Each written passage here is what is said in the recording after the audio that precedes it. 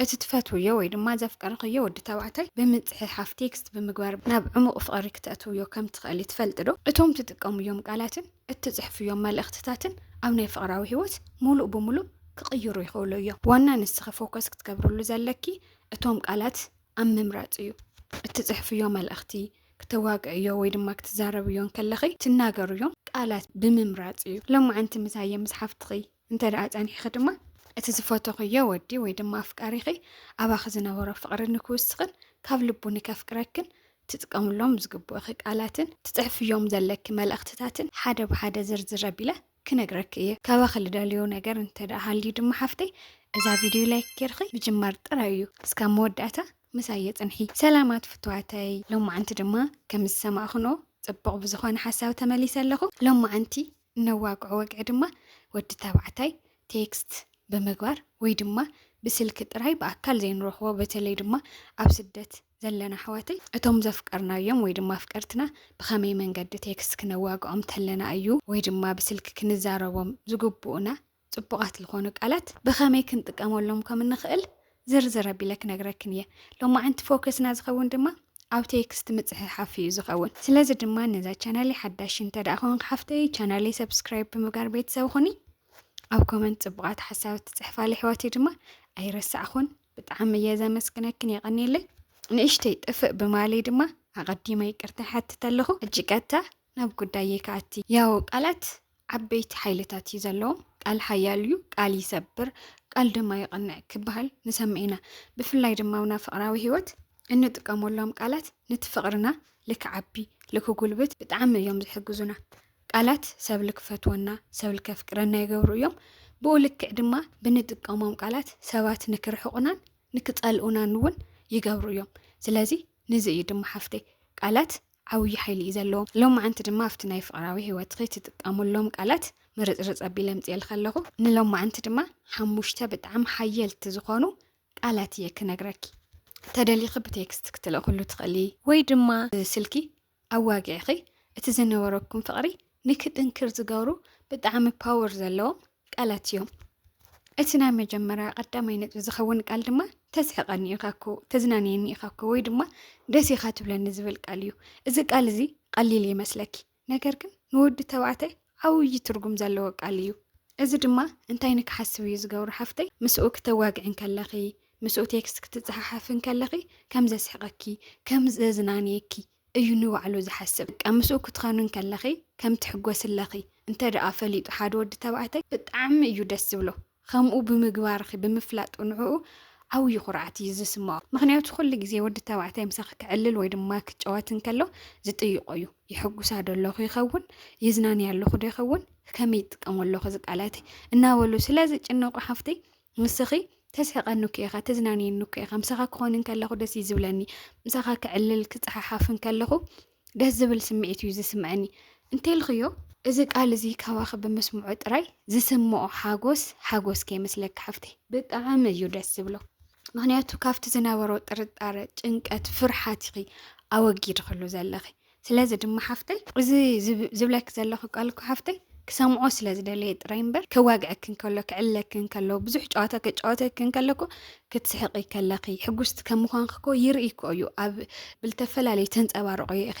ነገር ግን ካብ ኣፍኺ ብምስምዑ ጥራይ ዝስምዖ ታሕጓስ ፍልይ ዝበለ ደስታ እዩ ደጋጊሞ ምሳኺ ንከዋግዕ ይሕጉሳ እየ ዘለኹ ኢሉ ንክሓስብ ኢኻ ትገብር ዘለኹ ሓፍተይ እዛ ቃል እዚኣ እውን ምስቲ ተዋግዑ ወግዕታት ሕውስና ኣበልኺ ምዝራብ ኣይትረስዒ ወይ ድማ ኣብ ትጽሓሓፍሉ እዋን እዚ ቴክስት እዚ ብጎኒ ውስኽና ኣበልኺ ምጽሓፍ ኣይትረስዒ እዛና መጀመርያ ቀዳመይቲ ነጥቢ እዚኣ እያ እታ ካልአይቲ ነጥቢ ድማ ከማኸ ዓይነት ወዲ ኣይረኣኾን ወይ ድማ ከማኻ ዝበለ ወድኮ የለን እዚ ክትብል እዮን ከለኺ ንሱ ፍሉይ ወዲ ከም ዝኾነ እዩ ዝስምዖ ምክንያቱ ኣንሕና ደቂ ሰባት ደቂ ተባዕትዮ ጥራይ እውን ኣይኮኑን በቃ ከም ዝተፈለየ ሰብ ዝርኤና ሰብ እንተደኣ ኣግኒና ምስኡ ክንጣበቕ ምስኡ ክንኸውን ኢና ንመርጽ በቃ ዝተፈለየ ዓይኒ ዝርኤና ብልተፈለየ ወግዕ ዘዋግዕና ከም ፍሉያት ሰባት ገይሩ ዝጥምተና ሰብ እንተደኣ ረኺብና ፍቕርና ምትሓዝ ዕድልና እውን ዝለዓለ እዩ ዝኸውን እቲ ዝነበረ ፍቕሪ ናይ ምውሳኽ እውን ብጣዕሚ ዓብይ ጉልበት እዩ ዘለዎ በቃ እዚ ቃል እዚ ድማ ሓፍተይ ካባየ ብላዕሊ መን ኣሎ በቃ ኣነ እየ ዝበለጽኩ ኢሉ ደስታ ንክስምዖ ክትገብርዮ ዘለኺ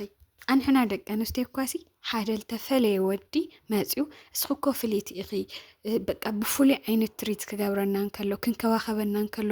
ካብ ሰባት ኣብ ልፀቢሉ ክርኤና ተሎ ፍሉያት ከም ዝኾንና ንክስምዐና ዝገብር እንተኮይንኩ ብቐሊሉ እዩ ፍቕሪ ዝሕዘና ወይ ድማ ነቲ ሰብ እሱ እናሓሰብናዮ ኢና ንውዕል ምስኡ ግዜና ክንሕልፍ ኢና ንደሊ ስለዚ ድማ ንስኻ እውን እስኻ ኮፍሊ ሳቢኻ ከማኻ ዝበለ እኮ የለን ኣይረኣኹን ክትብልዮን ከለኺ ከመይ ዓይነት ሰብ ድዩ ኣነ ኣብዛ ሰብ እሳ ዘለኒ ዓብዪ ቦታ እዩ ማለት እዩ ለካ ፍሉይ እየ እንዳበለ ብባዕሉ ንክኾርዕን ብትማንነቱ ንክሕጎስን ደስ ንክብሎን እየ ክትገብሪ ዘለኺ በዚ ድማ መዓልታዊ ምሳኺ ከዋግዕ ምሳኺ ክጫወት ምሳኺ ክፀሓሓፍ ብጣዕሚ እዩ ደስ ዝብሎ እናናፈቐክ እውን እዩ ዝኸይድ ሓፍተይ ስለዚ ድማ ሓፍተይ ንሱ ኣብ ናይ ህይወት ዝለዓለ ብናይ ህይወት ፍሉይ ከም ዝኾነ ተሰሚዕዎ ደስታ እዩ ዝፈጥረሉ ናባኺ ንክመፅእ ምሳኺ ንክኸውን እውን ድሌቱ እናወሰኸ እዩ ዝኸይድ ዝናገረክ ዘለኹ ቃል ድማ መብዛሕትኡ ግዜ መብዛሕትአን ደቂ ኣንስትዮ ኣሕዋተይ እቲ ስምዒት እሱ እንዳሃለወን እቲ ናይ ፍቕሪ ስምዒት እንዳሃለወን ምስኡ ክኾና ተለዋ ደስ ዝብል ስምዒት እንዳተሰምዐን ፍቅረን ሓደ ወዲ ተባዕታይ ወይ ድማ ፍቅሩ ንክውስኽ እንታይ ዓይነት ቃል ክጥቀመለኒ ኢለን ብኣብዝሓ ስለዝሓታ እዩ ዝሓሳብ ዘምፀኽዎ ስለዚ እዞም ትጥቀሙሎም ቃላት ድማ ስኢልክ ብደረቆ ኣይኮንክን ትዛረብዮ ወይ ድማ ብደረቁ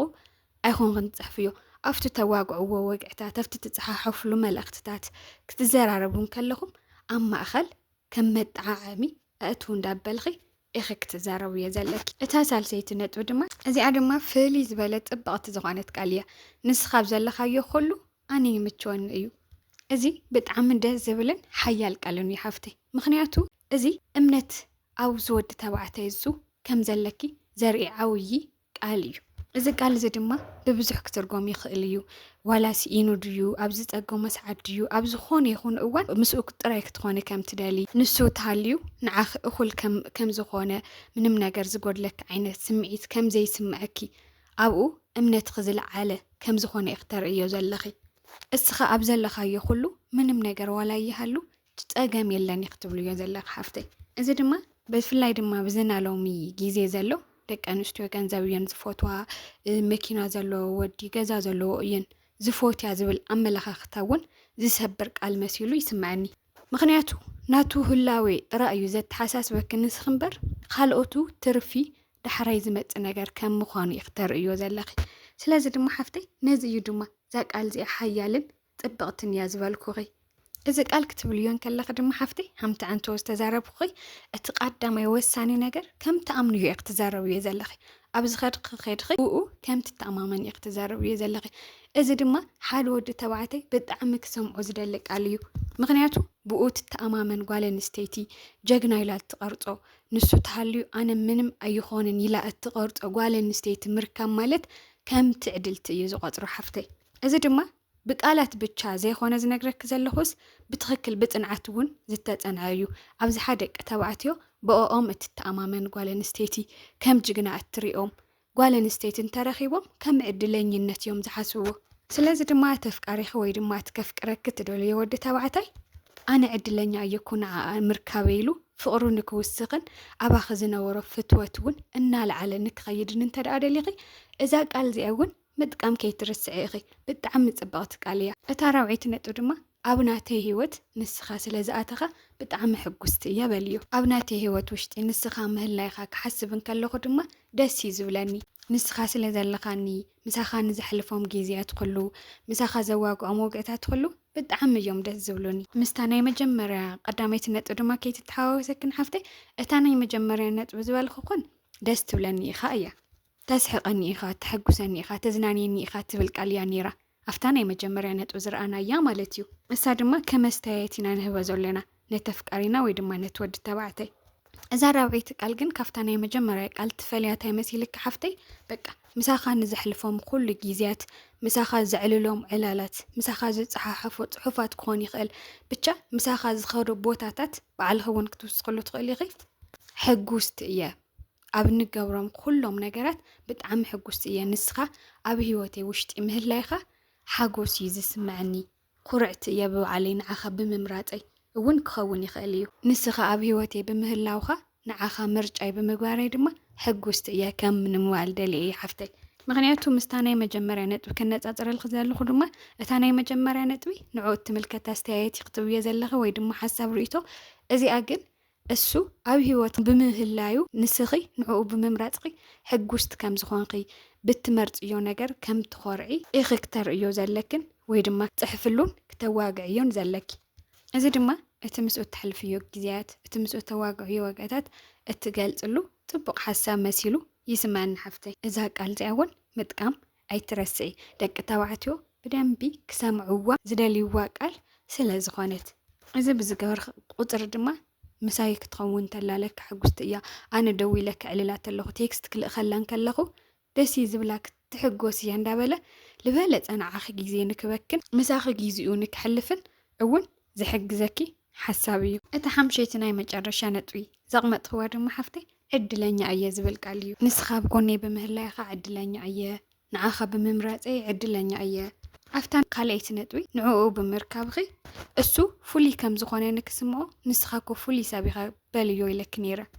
እዚ ድማ ፍሉይ ከም ዝኾነ ንክስምዖ ጌርኸለቕ ሓፍተይ ኣፍታ ናይ ኸዚ ነጥቢ ድማ ዝሓምሸይቲ ናይ መወዳእታ ነጥቢ ሒዝናያ ዘለና እዚ ድማ ነዚ ወዲ ተባዕታይ ብምርካብኺ ከም ትዕድልቲ ከም ፀጋ እንተደኣ ከም ትቆፅሩ እዮ ፈሊጡ ንሱ እውን ብምንታይ ምክንያት እያ ከምዚ